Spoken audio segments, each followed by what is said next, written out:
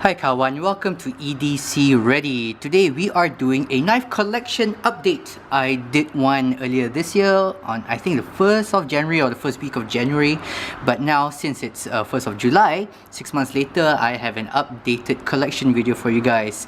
Now I've bought these guys like from different areas of the world, from different shops.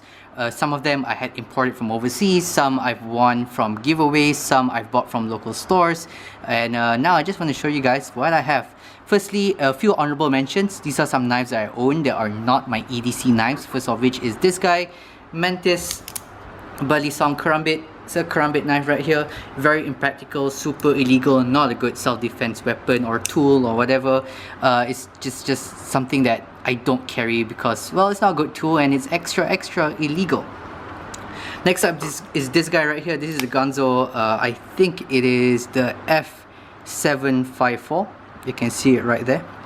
I am still planning on selling this guy. I kept it around because I wanted to do a comparison video between this guy and the Benchmade bug out, specifically with the locking mechanism. So this guy is very much, I've tried to sell this before, didn't quite manage to sell it, so I'm going to try again in the near future. And now we actually get to my EDC, my everyday carry knife collection that is active and kind of what I carry around on a day-to-day basis. First of which, let's talk about some of the knives that I've had already.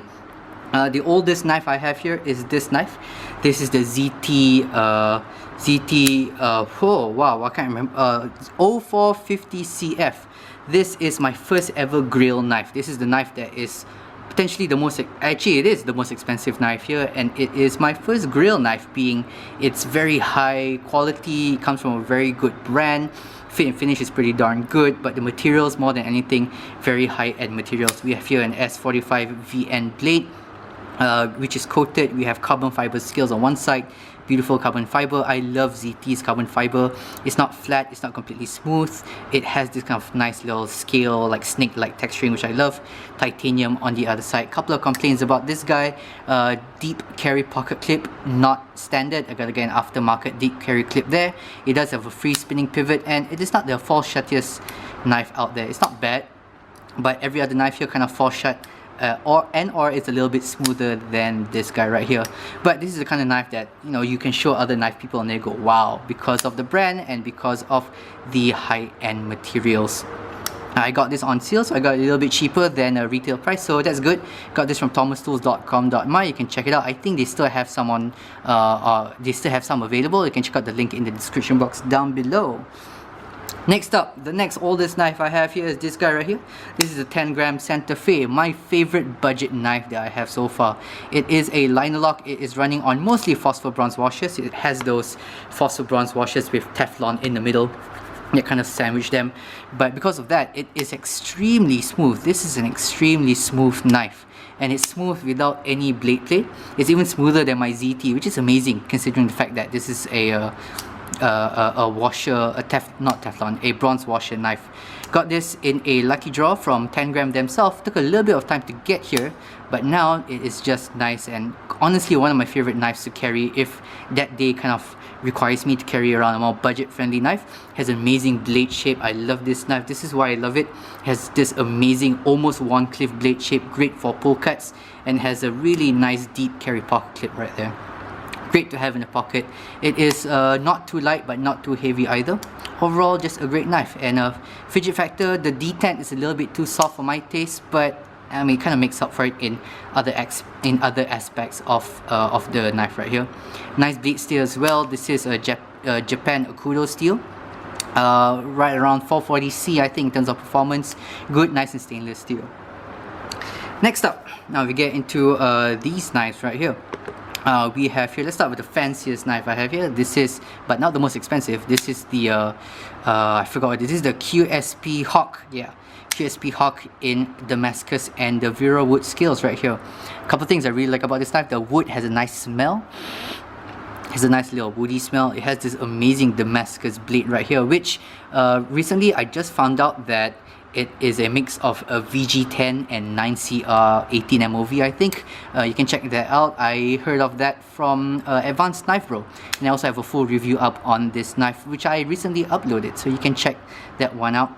It uses a liner lock. It has a lot of nice features. It has a liner lock with a ceramic detent. You can't see it there, but there is a ceramic ball detent, and it also has ceramic bearings, making this knife very smooth as flippers, as bearing knives go that I've owned. This is definitely one of the smoothest, even smoother than the ZT knife right there. Great detent, nice and poppy detent for both flipping and for flicking. Okay, and you can hear it just suck in the blade once you get to the bottom right there. Just listen to that. Yeah, good suckage right there. Nice deep carry pocket clip, which I also really enjoy.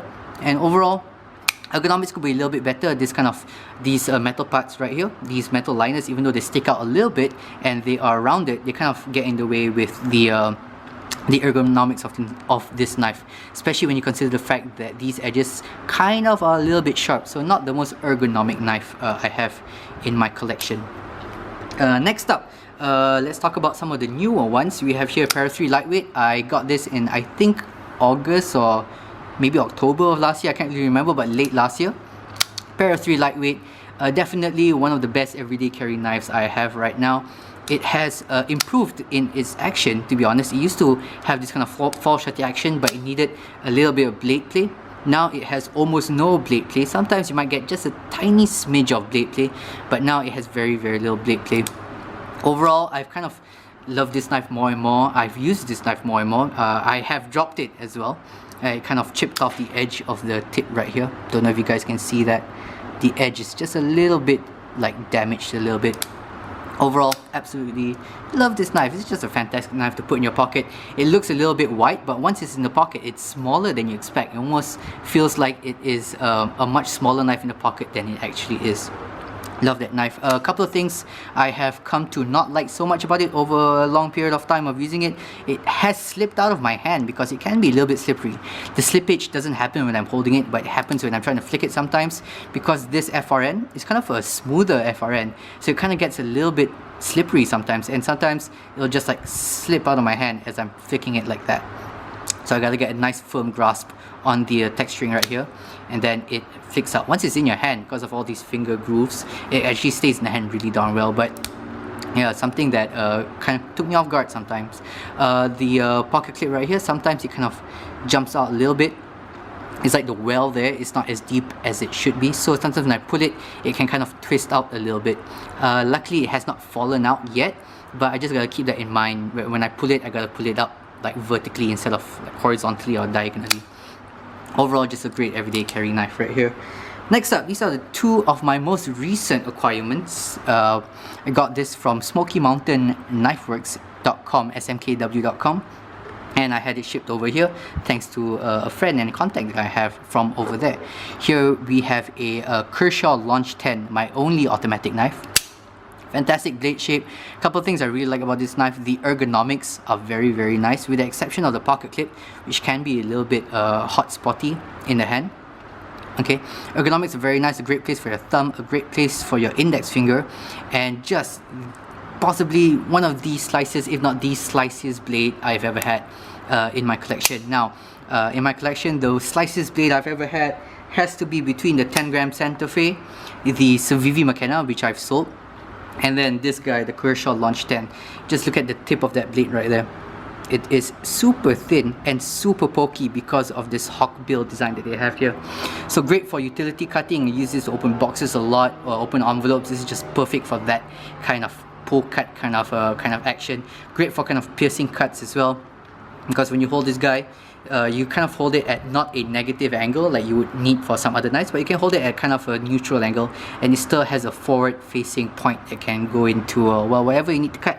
Something I do not particularly like, I already mentioned about the pocket clip hotspot, but the pocket clip itself needs a lot more ramp.